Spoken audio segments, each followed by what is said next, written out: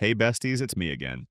A fellow victim of those mindless bouts of sleepiness while studying. Have you ever found yourself in this situation? Pen in hand, eyes glued to the screen, feeling like a warrior ready to save the world from hackers or a top-tier student about to grab that scholarship. But then, exactly 5 minutes later, boom! Your head jerks so hard you almost break your neck, and you realize you've just spent the last 10 minutes studying. The floor in a daze. I get it. That feeling is frustrating as heck. You can chug 3 cups of coffee or slap yourself across the face a few times, but the Sandman keeps calling your name like you're his long-lost soulmate. So, before you decide to just give up and go back to sleep, let me throw you a life jacket right now. The answer to staying awake isn't willpower, it's physiology. Stop trying to force your brain and start changing your environment immediately. Turn on every light in the room, crank down the AC until you're shivering, and drag yourself off that bed right now. The bed is for sleeping, not for becoming successful, got it? To make sure you don't get lost in your grogginess, here is our 5-step roadmap to eliminate sleepiness. Battlefield. Set up turning your study corner into a no-sleep zone. Brain hacking. How to use caffeine and water to stay sharp, not shaky. The power nap trick. How to sleep for 20 minutes without waking up next Tuesday. Muscle learning, active learning techniques so your brain doesn't have a chance to strike. The reality slap. Financial motivation. The strongest anti-sleep drug in human history. Buckle up, bestie. We're diving straight into step 1. First off, I need you to be honest with yourself.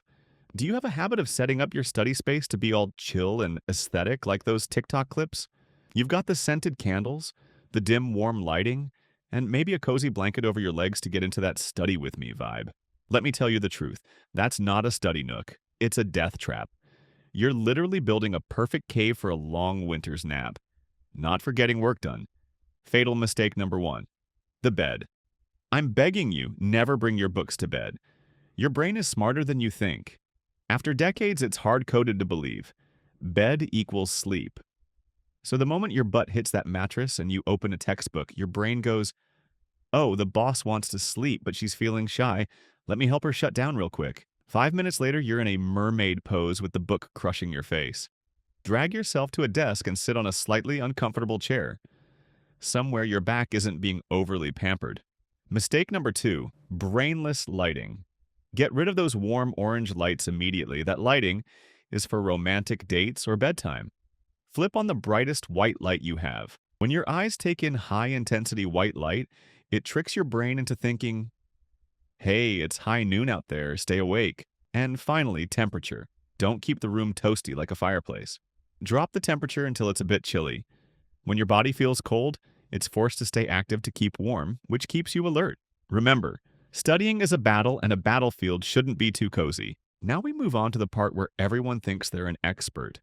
Consuming caffeine. I know many of you treat coffee like your lifeblood. Without it, your brain feels like a laptop with a dead battery.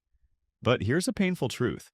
There are times when you chug a gallon of coffee, your hands start shaking like you're playing the drums, your heart is racing like you've just run into your ex, and yet your eyes are still closing. It's not because the coffee is bad, it's because you're hacking your brain all wrong. Here's the golden rule. Don't wait until you're half dead from exhaustion to brew a cup. By then, it's a lost cause. Caffeine needs about 20 to 30 minutes to wiggle its way into your brain receptors and block the sleepiness chemicals. So drink it when you first start feeling that tiny yawn. And please, don't load it with tons of sugar or condensed milk. A sugar rush gives you a 15-minute high before dumping you into a pit of fatigue that's 10 times worse. Stick with black coffee or just a tiny bit of sugar. However, the real secret of the all-nighter warriors isn't in the coffee mug, the plain old water bottle. Sounds ridiculous, right? But this is how I force my body to stay active in the most natural way. Drink a ton of water. Why? Because when you drink a lot of water, you have to go to the bathroom. Every time you drag yourself to the toilet, your blood starts flowing, and your brain gets a refresh. I like to call this the biological alarm clock. No alarm is more powerful than a full bladder, besties. Trust me, this is a highly effective physiological hack, and it's great for your skin too. Here it is, the part I call the greatest scam in human history, the power nap. You tell yourself so sincerely, okay, my brain is on strike. I'll just close my eyes for exactly 15 minutes, I swear, just 15 minutes to recharge, and then I'll get back to battling these network protocols. And then, boom! Those 15 minutes turn into a time-traveling expedition. You wake up at 8 p.m. in a pitch-black room, drowning in guilt, your head feeling heavy as a rock, and you're genuinely confused about who you are, where you are, or if it's even the same century anymore. That's not a power nap, bestie. That's straight-up hibernation. Let me teach you the art of elite napping used by the pros. First, the 20-minute rule. Never, and I mean never, nap for more than 20 minutes. Why? Because after 20 minutes, your body starts sliding into deep sleep. If you get woken up during deep sleep, you get sleep inertia, that grumpy, zombie-like feeling where you want to punch the world because you're so groggy. Second, the coffee nap technique. Sounds weird, right? Chug a cup of coffee and then immediately go for your nap. As I mentioned before, caffeine takes 20 minutes to kick in. So right as you wake up from your 20-minute shut-eye, the caffeine activates in your bloodstream. These two energy boosts combined will turn you into a literal superhuman of alertness. And finally, please put your alarm far out of reach. Don't leave it right by your head, because in your half-asleep delirium, your hand will automatically perform a ninja move, shutting off that alarm in a split second without your brain even knowing. Put it in the bathroom if you have to, so when it goes off, you're forced to get up and walk to stop the noise. Once your feet hit the floor and you've taken a few steps, you've already won the battle against the Sandman. Remember, nap to wake up, not to start a whole new chapter of your life in your dreams. Don't you agree that the more still you sit, the easier it is for sleepiness to take over?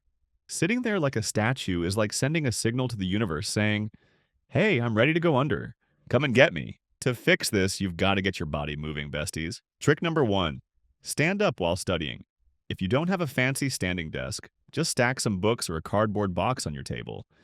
It's nearly impossible to fall asleep while standing unless you have the superpower of sleeping on your feet like a horse.